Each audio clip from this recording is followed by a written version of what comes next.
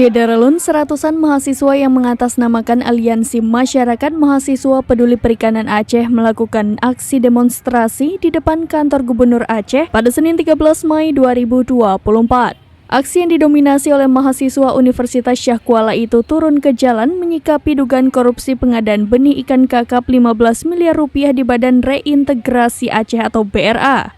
Aksi itu diwarnai sejumlah orasi di mana mereka mendesak agar kasus tersebut diusut tuntas dan agar Ketua BRA dicopot dari jabatannya. Sebelumnya, Kejati Aceh menyelidiki dugaan penyimpangan dalam pengadaan budidaya ikan kakap dan pakan rucah untuk masyarakat korban konflik pada Badan Reintegrasi Aceh tahun anggaran 2023 di Kabupaten Aceh Timur yang bersumber dari Anggaran Pendapatan dan Belanja Aceh Perubahan atau APBAP.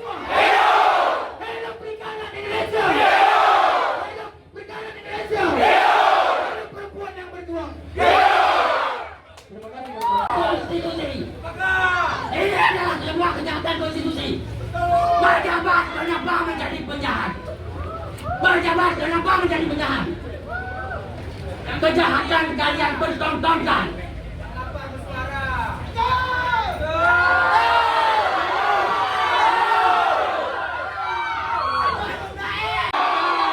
Jangan jadikan kami sebagai pelaku dengan modus, dengan embel-embel, dengan iming-iming kalian. Kami tidak menerima itu.